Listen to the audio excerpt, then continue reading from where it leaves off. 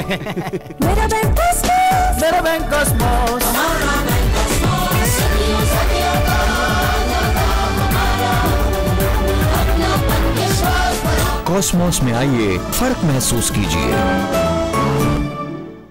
Nandi group of industries, Nandi नाम विश्वास का। 5 फरवरी को इन्वेस्टर महाकुंभ CNBC आवास पर हम सब देखें। मैं तो अवश्य देखूंगा, मैं उम्मीद करता हूं आप लोग सब देखेंगे।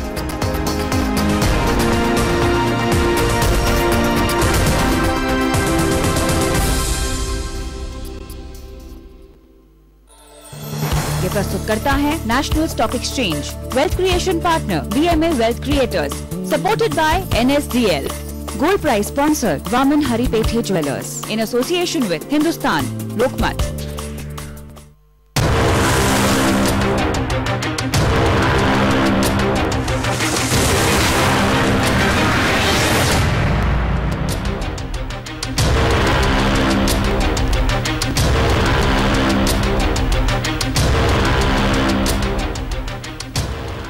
स्वागत है आपका एक बार फिर निवेश के सिंह द्वार। इक्विटी मार्केट में आप कैसे मुनाफा कमा सकते हैं, ये बताने के लिए हमारे एक्सपर्ट्स इस वक्त हमारे साथ यहाँ पे मौजूद हैं। सबसे पहले गुल, आपसे जानना चाहेंगे एक बहुत बड़ा सवाल। जैसे कि बहुत सारी चर्चा अभी तक हम कर चुके हैं, रमेश दमानी जी ने काफी फॉर्मूले बताए, लेकिन एक एक्सपीरियंस है कि जो आदमी पहली बार मार्केट में आता है तो वो लॉस करता ही करता है। ऐसा क्यों? क्योंकि वो बाजू वाले को देख के फिर आता है, वो कभी खुद नहीं आता है। वो तो यही देख लेता है कि सुबह में या शाम में जब वॉक पे जाता है तो कोई बोल देता है उसको चलते हुए कि आज जी बड़ा मजा आ गया, पैसे बन गए। सो क्लियरली इसके चलते हुए लोगों का ऑलवेज रिटेल की बात जो है, रिटेल हरदम टॉप पे आता है और बॉटम पे निकल जाता है। ये आपकी जो बहुत अहम बात है। मिस्टर राय, आपसे जानना चाहेंगे कि कह रहे हैं कि निवेशक हमेशा टॉप पे आता है, यानी कि आपका ऐसा एक्सपीरियंस है जो आता है वो आपके जरिए ही पहले डीमैट अकाउंट खुलवाता है ना, तो क्या जब मार्केट ऊपर होता है तभी लोग आते हैं और जब मार्केट नीचे जाता है तो फिर भाग जाते हैं? नहीं, ऐसा नहीं है। जहां तक डीमैट अकाउंट का सवाल है, उसमें हमने देखा है कि पिछले 5 साल में डीमैट अकाउंट खुलने में कोई कमी नहीं आई है। हम आज भी हर महीने 1.5 लाख डीमैट अकाउंट्स खोल रहे हैं। नहीं, लेकिन जब 2008 के आखिर में 2009 की शुरुआत में मार्केट नीचे था तब भी यही रन रेट था आपका? तब करीब 1.25 लाख था, तो ज्यादा फर्क नहीं पड़ा है। लेकिन जहां तक मार्केट ऊपर और नीचे जाने का सवाल है, जो आदमी पहली बार आता है, कभी कभी उसको ये भी एडवाइस दी जाती है कि आप म्यूचुअल फंड के जरिए आइए। आप पहले समझ लीजिए कि ये कहाँ पे आप आ रहे हैं। जैसा कि गुल ने कहा कि मॉर्निंग वॉक में, इवनिंग वॉक में किसी से सुना कि ये शेयर अच्छा है और वो शेयर जाके खरीद लिया, तो ऐसा नहीं करना है। यहाँ पे सभी एक्सपर्ट्स कह रहे हैं कि you have to do your homework.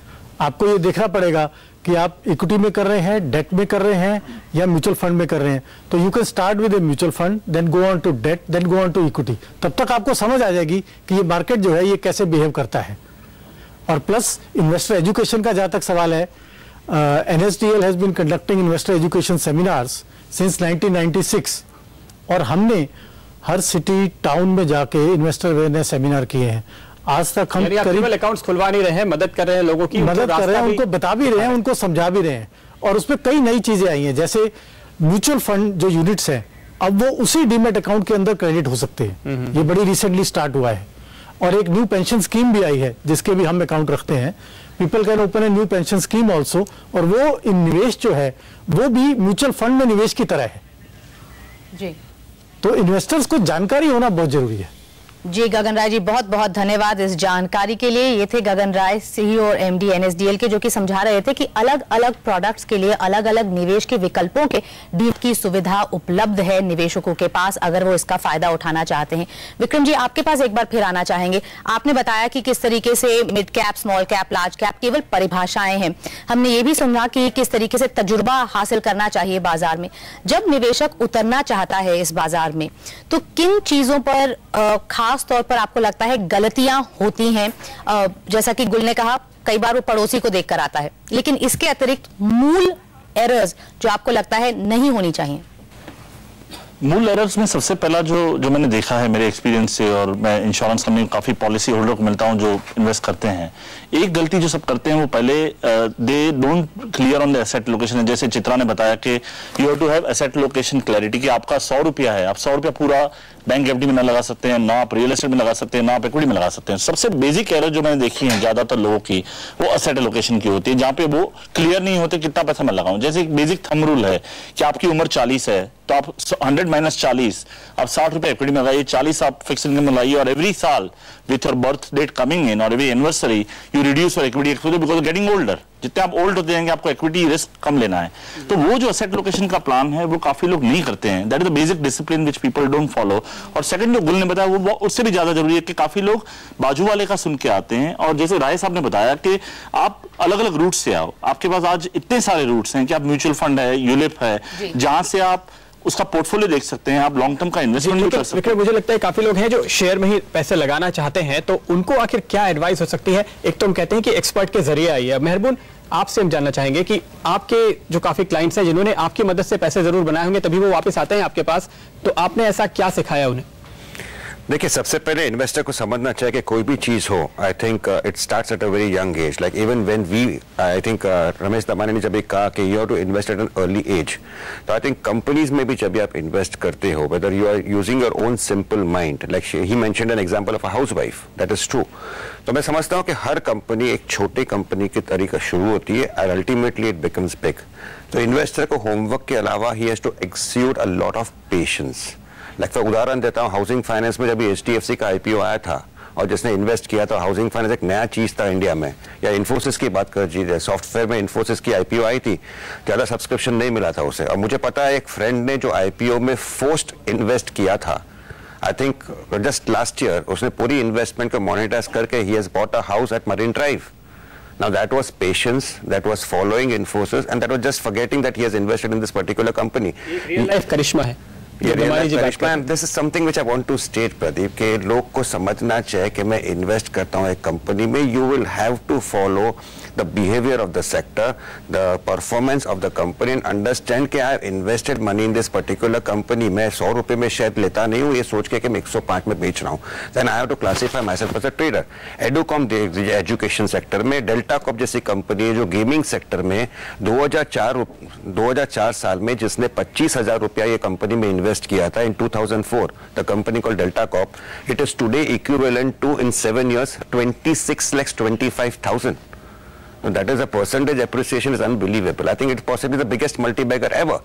और लोग आज भी कहते हैं कि ये लेवल से भी मल्टी-बैगर बन सकता है, लेकिन कितने लोग हैं जिसने इन्वेस्ट किया इसको? हाँ जी, आपने कब आइडेंटिफाई किया डेल्टा कॉप को? आई थिंक 2004 में the stock which was around 25 rupees, अगर आपने 1000 शेयर लिए होते तो आपका इन्वेस्टमेंट था 25,000 रुपया, और आज आपके पास वो 1000 शेयर के 35,000 शेयर हो जाते हैं और एक शेयर की कीमत है 75 रुपीज। तो ये एरो वेबटेक्स हुआ करता था उस वक्त? एरो वेबटेक्स था तभी, आज डेल्टा कॉप है। तो एक शेयर के 35 शेयर हो गए हैं, तो 1000 शेयर के 35,000 शेयर हो गए, एक share 75 rupees, and people are saying this share can become 200 in the next 2 years। यहाँ पे निपुण की राय भी ले लेते हैं। निपुण, आप भी चूंकि यही एक्सपर्टीज रखते हैं और इस पर आपने भी काफी स्टॉक्स पहचाने होंगे, तो क्या देखते हैं 2004 में क्या दिखा होगा मेहरबून को, और आज की डेट में जब आप देख रहे हैं अगले 10 सालों के बाद इतने सारे स्मॉल कैप में से कौन बड़ा होगा, कौन लार्ज कैप हो जाएगा, ये कैसे पता लगेगा?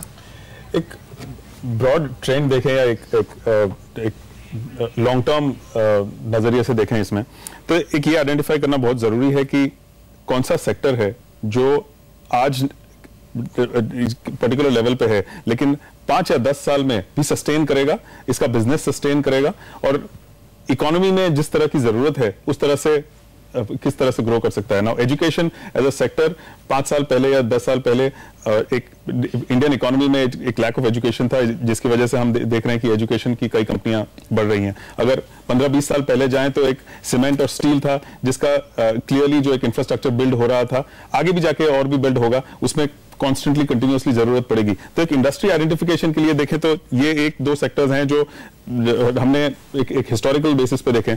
अगले 5 या 10 सालों में देखें तो clearly again development of roads, एक इंफ्रास्ट्रक्चर डेवलपमेंट जिसे इन वेरियस फॉर्म्स कहा जाता है, आइदर पोर्ट्स या रोड्स या ब्रिजेस देखें, या बट एक प्लेन एंड सिंपल जो एक आम आदमी समझता है, एक रोड्स का कांस्टेंट डेवलपमेंट और भी होना, बहुत ज्यादा होना इंडियन डेवलपमेंट के लिए बहुत जरूरी है। तो उसके लिए एक जो भी छोटी रोड कंपनीज हैं या फिर उसमें जो भी रॉ मटेरियल लगता है, अगर सीमेंट लगता है, कुछ हद तक स्टील लगता है, तो ये कंपनीज कौन सी हैं जिसमें अभी रिसेंटली एक सिग्निफिकेंट ग्रोथ हुआ है, जिसके प्राइस काफी दबी हुई हैं, ये वेरी क्लियरली देख सकते हैं। In the same way education है, अगर अगले 10 या 15 साल के बेसिस पे देखें तो एजुकेशन एक सेक्टर है जिसमें वेरी क्लियरली बहुत ज्यादा कंपनीज आएंगी जो एक रूरल लेवल पे एजुकेशन इंपार्ट करेंगी, तो जिसके और भी ऐसे नई कंपनियां जो आए उस बेसिस पे एजुकेशन में भी वेरी क्लियरली देख सकते हैं। तो 2-3 ऐसे क्लियर सेक्टर्स हैं जो एक आइडेंटिफाई करें, इसमें क्लियरली मैनेजमेंट या फिर जो गवर्नेंस इश्यूज हैं, एक ठीक से डिस्क्लोजर्स ट्रांसपेरेंसी करती हैं कि नहीं, बिसाइड सीइंग की एक इंडस्ट्री का लॉन्ग टर्म पोटेंशियल है कि नहीं, एक मैनेजमेंट क्वालिटी देखना बहुत जरूरी हो जाता है।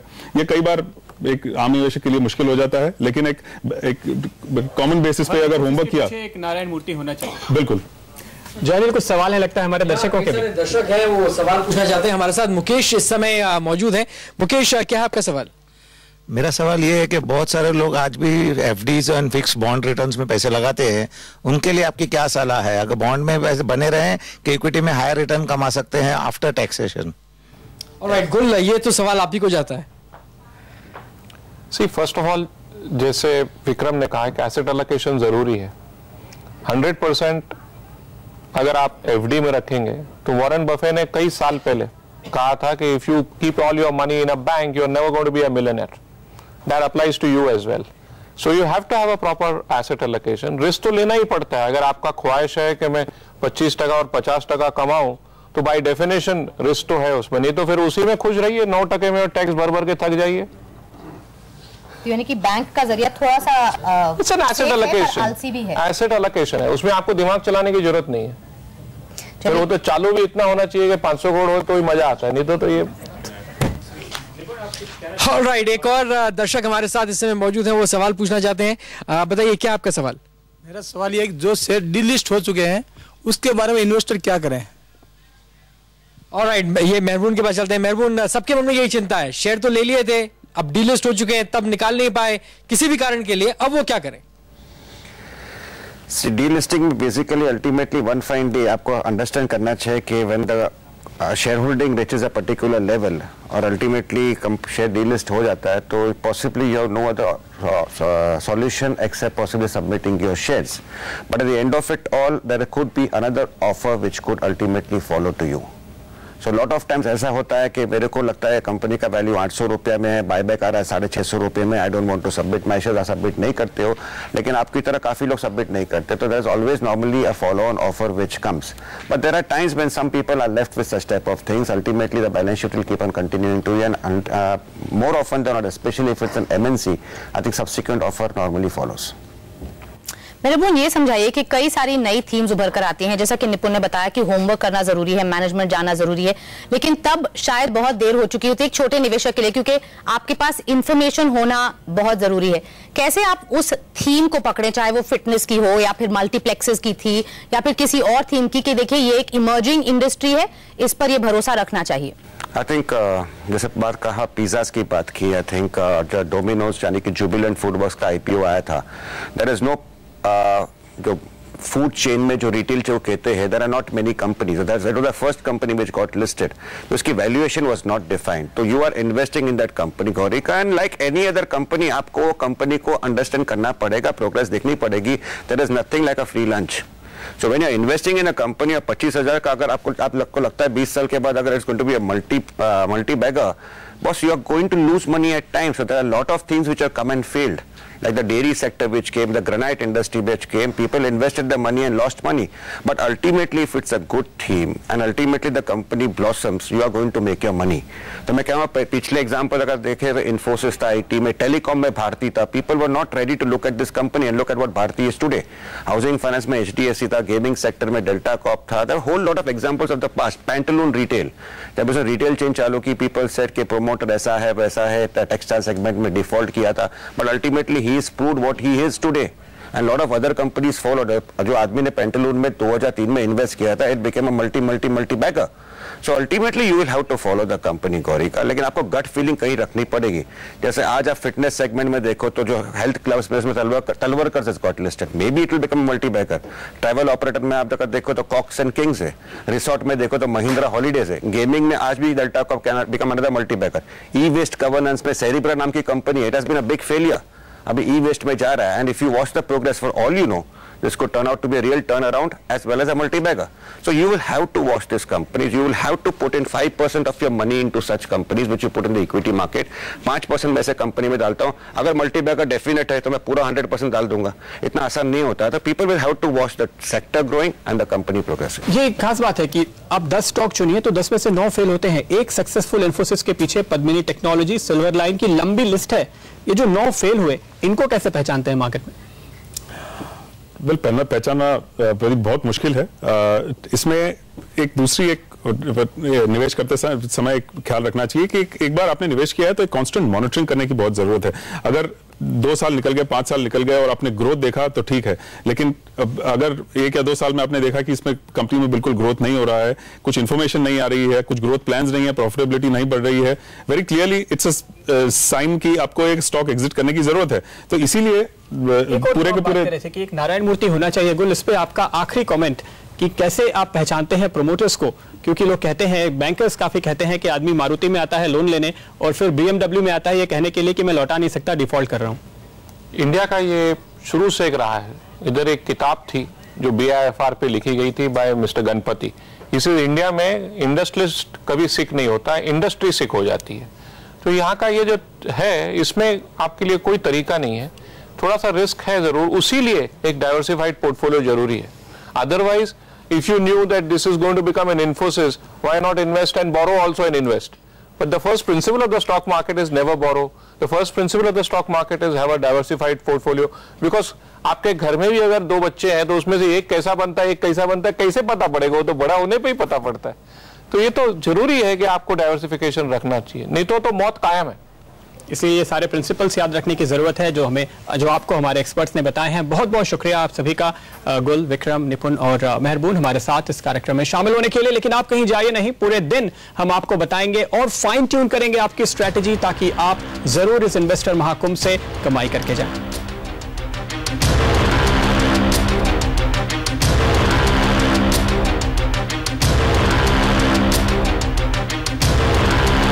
महाकुंभ का दूसरा सवाल, शेयरों की खरीद बिक्री के लिए क्या जरूरी होता है? A. Demat account, B. Insurance, C. Mutual fund. जवाब भेजने के लिए लिखें IMK2 स्पेस A, B या C और इसे SMS करें 51818 पर. भाग्यशाली विजेता को मिलेंगे 50,000 रुपए के सोने के सिक्के.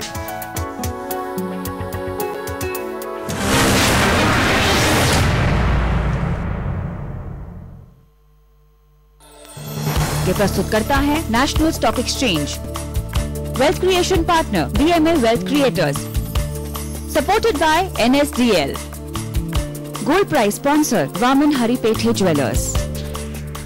नेशनल बॉल पेंटिंग के फाइनल मुकाबले में लकी, पप्पू और छुटकाऊ ने हिस्सा लिया. जहां लकी ने चौक मिट्टी, पप्पू ने POP, वहीं छुटकाऊ ने जेके वॉल पुट्टी का बेस बनाया और कम पेंट का इस्तेमाल करते हुए दीवार को सबसे स्मूथ और खूबसूरत फिनिश दिया और ये प्रतियोगिता जीत.